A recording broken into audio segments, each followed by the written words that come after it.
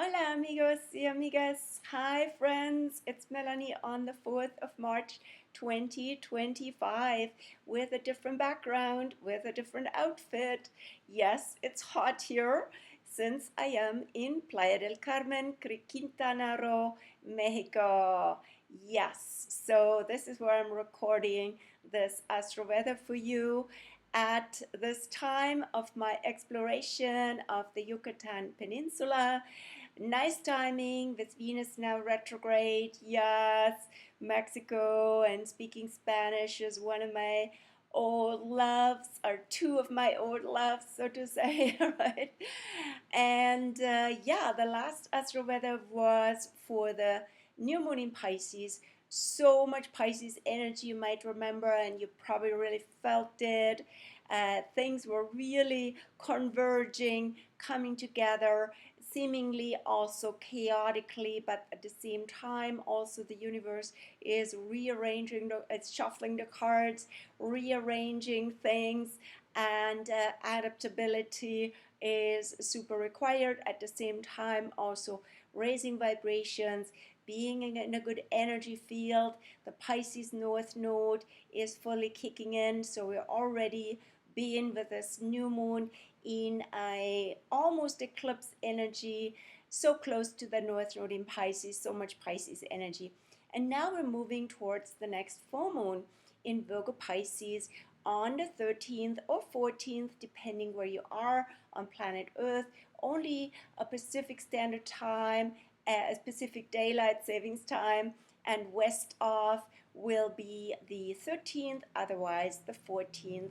And that will be end of Virgo, end of Pisces, in total lunar eclipse. And yeah, so oof, okay, that one will be quite the kicker, but we're not quite there yet. This week is a bit more tranquilo, and we need to integrate the energies of the new moon and slowly prepare for that full moon. But as I said, we are in a eclipse season already.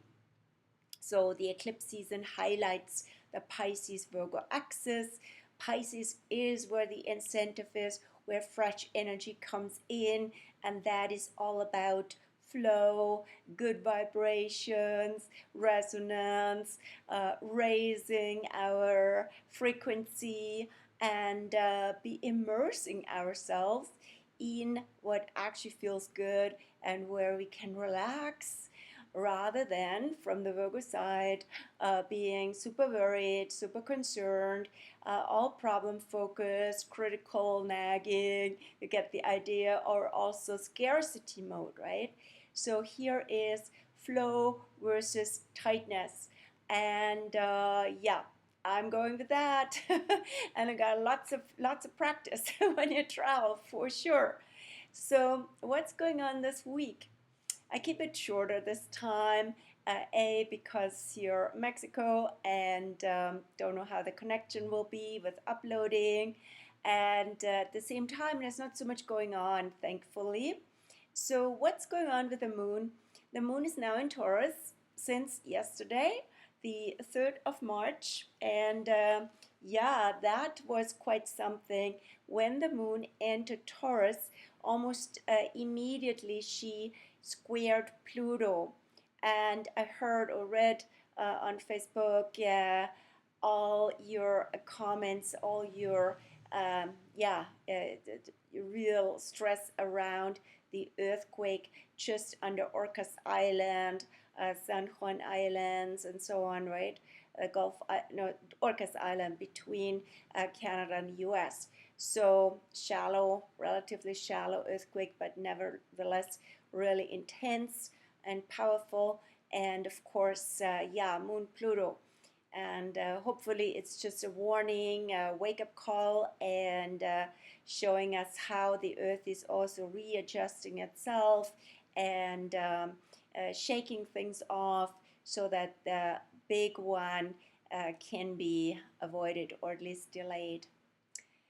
Yeah, so now it's time with the Taurus moon today to reground our energy, find joy, find comfort. Yet at the same time, since the moon also will be conjunct Uranus. When is that the case?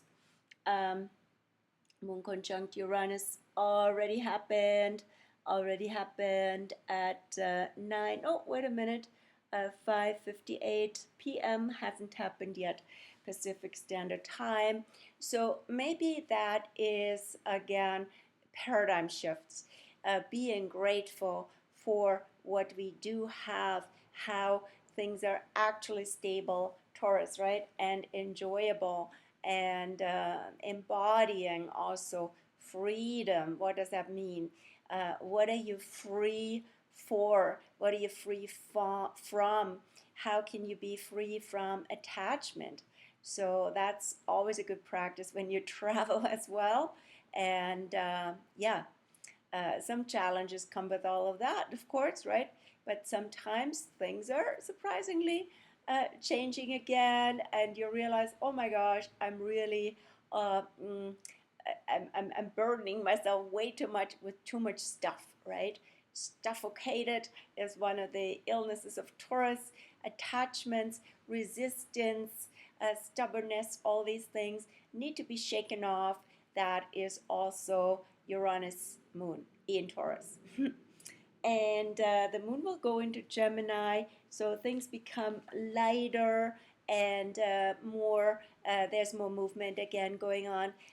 Tomorrow, the moon will go into Gemini at 4:29 a.m. Pacific Standard Time, and we'll be in Gemini all day, Wednesday, Thursday, until Friday morning again, when she enters Cancer, her home abode. So that Gemini moon can be very communicative, learning, writing, and also she comes together with Jupiter.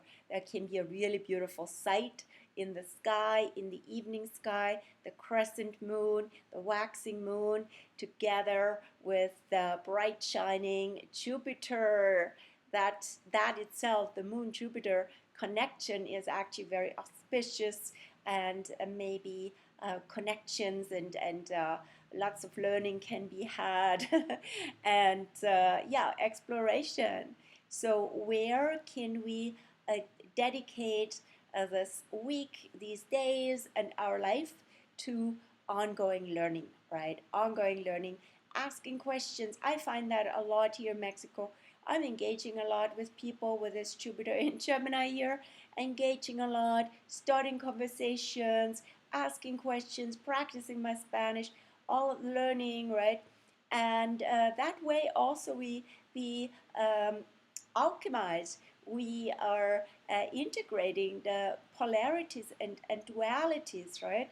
So we might see ourselves different from people with a different language, people with different mentality, but we can always have a conversation. We can learn from each other, and that is very supported by Jupiter in Gemini, being also brought out by the moon in the next 2 days.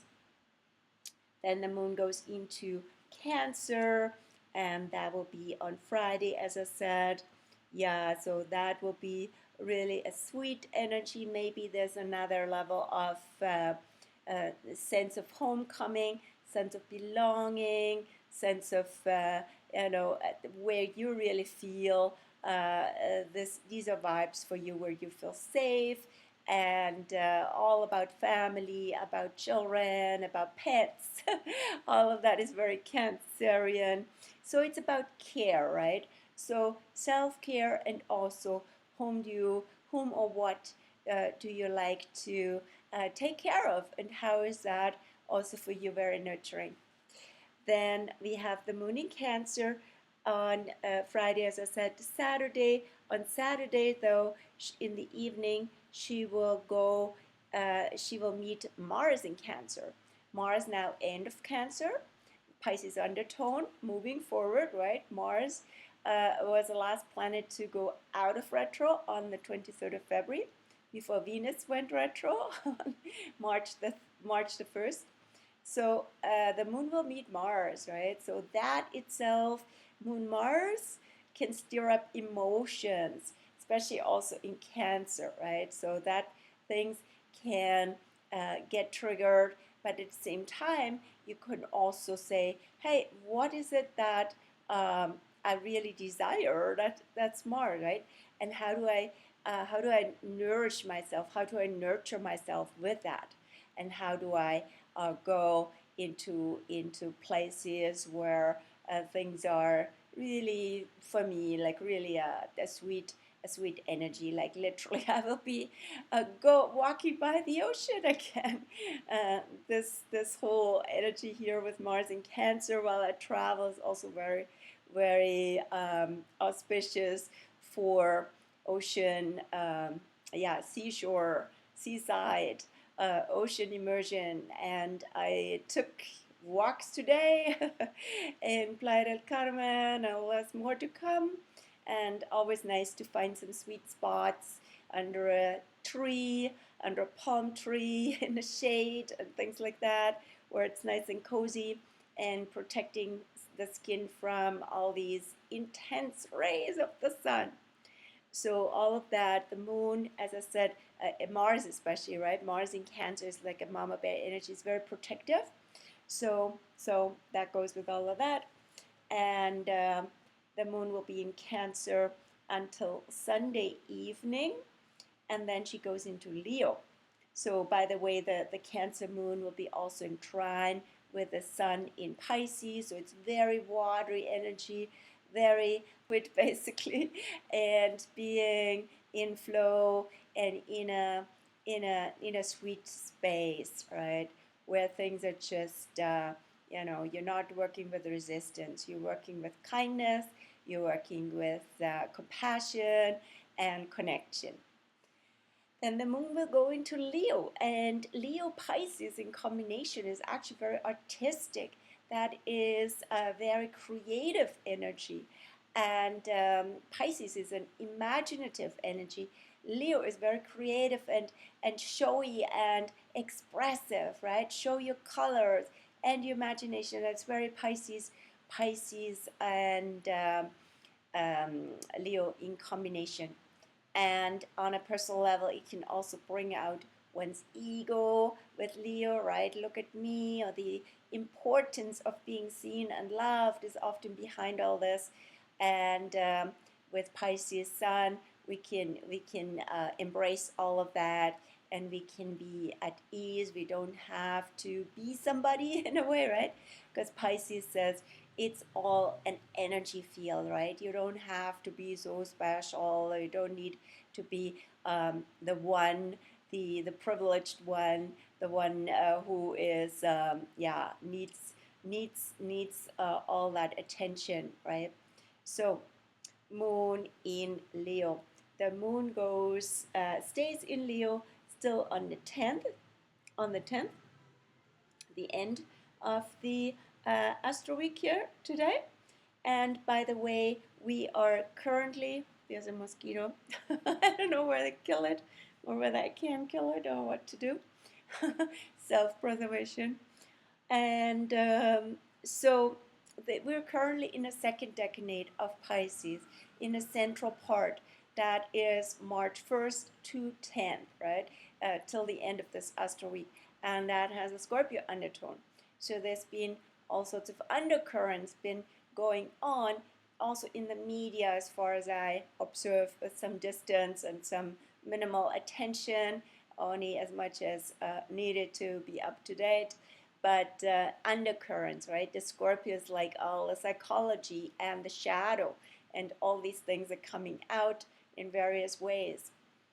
Also, the earthquake on the West Coast fell in that decade.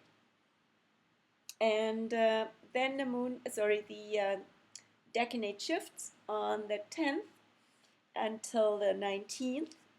Last 9 days of Pisces goes into double Pisces, right? So that will be also a Pisces, whoops, mosquito guy. That will be also Pisces undertone. This is all about oneness. This is all about it's allowing things to come together, be living in the Tao, living in the now, and no resistance, right? That is really that energy. Maybe a few more words here in closing, also for the current state of Venus retro, and also for Mercury being freshly in Aries. So Venus went retrograde. I haven't written about it yet. No time with all these explorations, but it'll come. Venus retrograde since March the 1st until April 12th. And she started in about 10 degrees of Aries and goes back to about 25 degrees of Pisces. So here we go with our, need to come back to what we might have, pick up what we might have lost and forgotten around old loves, and also coming back to true self-love. True self-love from the Aries perspective also has to do with me first in a good way. You come first naturally. You need to take care of yourself first before all these other concerns. And also it makes you a better person to say, hey, what do I need in this moment? What's up for me?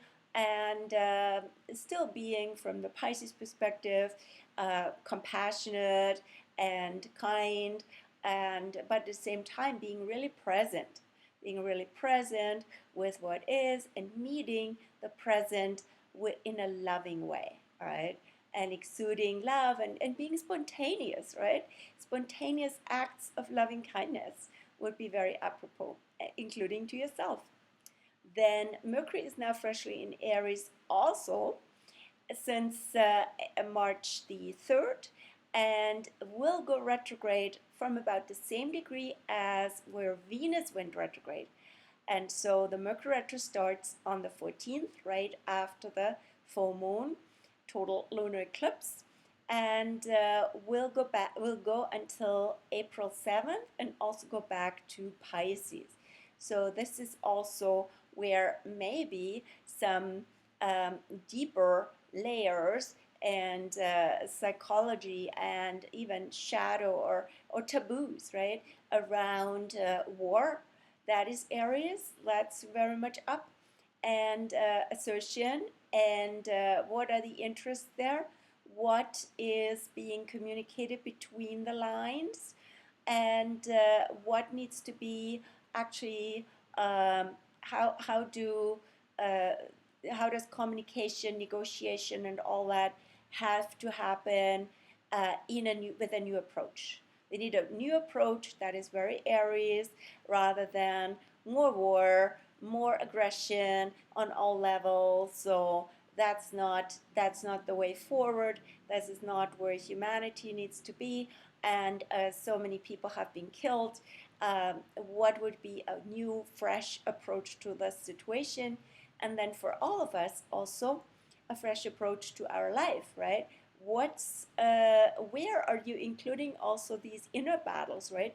Where are you at war with the world? Where are you at war with yourself? Where are you conflicted? And in your mind, in your emotions? And how can we be mindful about that, rather than just acting all this out? And through mindfulness, we can also become more the observer, step back, watch what's going on, rather than being invested and involved in that, and letting the mind, the emotions, be in the driver's seat. Okay, this is it for now, and I wish you a beautiful week and send you lots of warmth. We got plenty here from beautiful Yucatan Peninsula. Adios, amigos. See you next week. Ciao.